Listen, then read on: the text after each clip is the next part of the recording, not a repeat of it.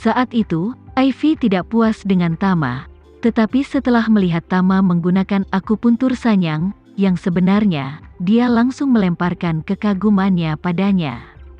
Meskipun cara akupuntur Sanyang merupakan keterampilan medis yang diwariskan oleh nenek moyang keluarga Wisnu, apa yang dipelajari nenek moyang keluarga Wisnu hanya dangkal. Cara akupuntur Sanyang yang sebenarnya jauh lebih kuat daripada cara akupuntur yang diwariskan oleh keluarga Wisnu. Ivy juga tahu bahwa banyak dari keterampilan medis top Indonesia merupakan rahasia yang tidak diturunkan selama bertahun-tahun, jadi dia tidak pernah menyangka Tama bisa mengajarinya. Hari ini, katanya tiba-tiba, tapi dia hanya ingin mencari alasan untuk tetap tinggal di Jakarta. Tama bertanya dengan heran saat ini, "Tuan Wisnu, apa yang membuatmu kehilangan klinik?" Wisnu berkata dengan wajah malu, "Tuan Renza benar-benar kalah dengan orang lain dalam keahliannya. Jika Anda kalah, Anda tidak akan memiliki wajah untuk menyebutkannya kepada Anda." Ivy berseru, "Orang tua yang datang 2 hari lalu. Dia akan mengadakan kompetisi medis dengan kakek ketika dia datang, dan dia berkata jika dia menang, dia akan meminta kakek untuk melepas plakat klinik, beri dia tempat ini untuk menjalankan pusat medis, dan katakan bahwa jika dia kalah, dia akan memberi kakek sebuah kuali obat leluhur."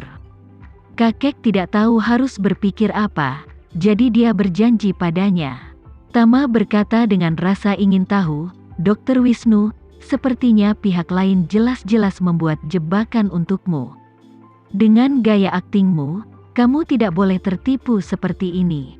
Wajah tua Wisnu berjuang dengan canggung untuk waktu yang lama sebelum meratap, "Tuan Renza, saya mengatakan yang sebenarnya, saya ditipu oleh hantu. Melihat kuali obatnya benar-benar hal yang baik. Saya pikir saya biasanya memurnikan banyak obat. Jika saya bisa memenangkan kuali obat itu pasti akan meringankan sebagian beban dalam memurnikan obat di masa depan. Tapi saya tidak pernah berpikir bahwa saya akan mengacaukannya. Saya benar-benar malu." Tama tidak menyangka bahwa alasan Wisnu ingin meninggalkan Jakarta adalah karena dia kalah taruhan di kliniknya. Terlebih lagi, dia tidak menyangka bahwa alasan lelaki tua ini bertaruh dengan orang lain adalah untuk memenangkan kuali obat untuk dirinya sendiri. Dia bertanya dengan ragu, "Dr. Wisnu, siapa yang bertaruh denganmu?" "Aku tidak tahu." Wisnu menjawab, "Pria itu cukup gila. Dia mengatakan nama keluarganya adalah Adijaya, dan dia dipanggil Bram Adijaya." "Bram?" Tama mengerutkan kening ketika dia mendengar 2 kata ini. Setelah Gema mengirimi kakek obat penyebar darah dan pil penghematan hati, dia pernah mendengarnya menyebut nama ini. Dikenal sebagai Bram yang sangat dekat dengan neneknya, dan saat itu kakeknya sedang sakit kritis, sehingga ia melakukan perjalanan khusus untuk merawat lelaki tua itu.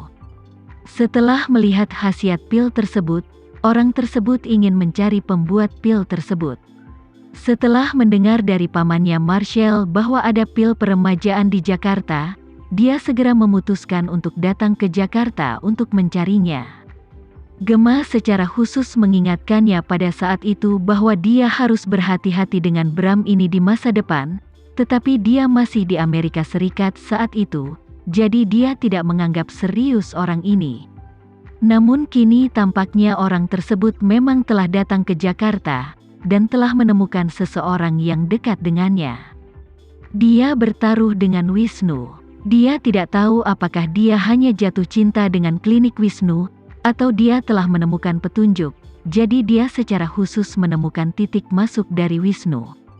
Namun, Tama tidak gugup sama sekali. Menurutnya, orang yang bisa dikejutkan oleh pil penyebar darah dan penyelamat jantung tidak memiliki kemampuan yang hebat untuk menilai dirinya. Hanya bisa membawanya ke peternakan anjing. Alasan mengapa Tama begitu sombong bukanlah kepercayaan buta, tetapi beberapa detail kecil dari pihak lain telah menembus pantatnya. Jika seseorang merasa ngeri saat melihat sebuah Rolls-Royce, maka status sosial orang tersebut mungkin tidak mampu membeli sebuah Rolls-Royce. Orang yang benar-benar mampu membeli Rolls-Royce, bahkan jika mereka tidak memiliki Rolls-Royce, tidak menganggap Rolls-Royce tidak mungkin tercapai. Jadi, dia bertanya kepada Wisnu, "Tuan Wisnu, apa yang kau bandingkan dengan dia?" Wisnu menghela nafas, dia ingin membandingkan denyut nadiku dengan denyut nadinya, dan dia ingin secara acak memilih pasien wanita yang melahirkan untuk tes. Total ada 3 poin. Poin pertama adalah menunjukkan usia sebenarnya dari pihak lain. Siapapun yang paling dekat dengan usia sebenarnya akan menang. Poin kedua adalah untuk menunjukkan tanggal menstruasi pihak lain. Dan siapapun yang paling dekat dengan tanggal sebenarnya akan menang. Poin ketiga adalah nomor jumlah kehamilan pihak lain. Dan siapapun yang paling dekat dengan jumlah sebenarnya akan menang. Total ada 3 putaran. Dan 2 pemenang dari 3 putaran akan menang pada akhirnya. Tama tidak bisa membantu tetapi berkata dengan canggung, "Dr. Wisnu, izinkan aku menyimpang. Apakah tidak pantas bagimu berdua dokter untuk menebak waktu menstruasi dan kehamilan pasien wanita?" Wisnu buru-buru menjelaskan, "Tuan Renza, Anda tidak tahu, ini selalu menjadi konten kompetisi dokter kerajaan kuno. Meskipun kedengarannya sedikit tidak senonoh, tetapi sebenarnya, karena wanita memiliki lebih banyak tahap fisiologis daripada pria, ginekologi dapat paling mencerminkan kemampuan dokter untuk memanggil denyut nadi. Dokter di tingkat yang lebih tinggi dapat menebak tanggal melahirkan wanita hamil melalui sinyal nadi, dan dokter di tingkat yang lebih tinggi bahkan dapat mengetahui berapa kali pihak lain telah hamil dan berapa banyak bayi yang telah lahir darinya. Dikatakan bahwa ada dokter kerajaan top yang bahkan dapat menilai hubungan janin melalui denyut nadi, tetapi orang seperti ini hanya terlihat di buku-buku kuno." "Oke." Tama menghela nafas tak berdaya, dan bertanya kepadanya, 2 dari 3 pertandingan. "Berapa banyak pertandingan yang kamu kalahkan?" Wisnu menundukkan kepalanya dan berkata dengan malu, "Tuan Renza, orang tua ini kalah 3 ronde." Tama tidak bisa menahan cemberut, pihak lain hanyalah seorang pendeta Tao. "Sejauh yang aku tahu, penelitiannya sering pada alkimia. Kamu benar-benar kalah 3 ronde darinya?"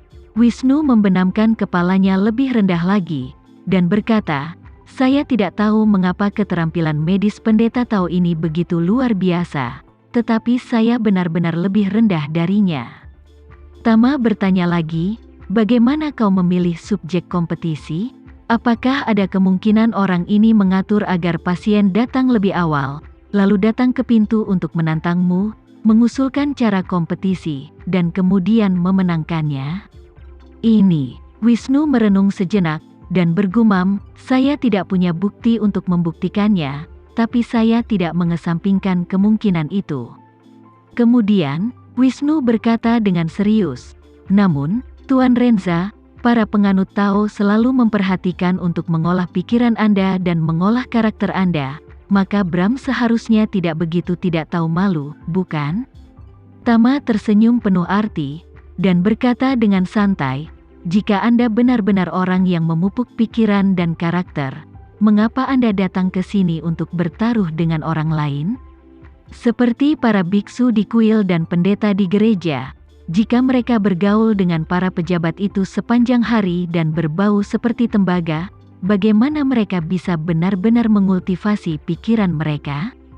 Tama mengatakan hal tersebut karena menurut apa yang Gemma katakan, Bram memiliki banyak persahabatan dengan neneknya. Dalam pandangan Tama, hal pertama yang harus dilakukan seseorang dengan keyakinan sejati adalah acuh tak acuh terhadap ketenaran dan kekayaan. Jika dia menghabiskan seluruh energinya untuk berteman dengan orang-orang yang berkuasa, bagaimana hatinya bisa murni? Tentu, Bram ini juga sama. Tidak berlebihan untuk mengatakan bahwa sangat tidak mungkin bagi orang seperti dia untuk berteman dengan pejabat tinggi seperti neneknya. Jika dia tidak harus menghabiskan puluhan tahun dengan hati-hati mengatur dirinya sendiri, mempromosikan dirinya sendiri, dan mengemas dirinya sendiri, bagaimana dia bisa berada di mata nenek? Dari sini juga terlihat bahwa utilitarianisme orang ini pasti sangat berat. Adakah yang tidak biasa bagi seseorang dengan pikiran yang sangat utilitarian untuk melakukan beberapa trik saat bertaruh?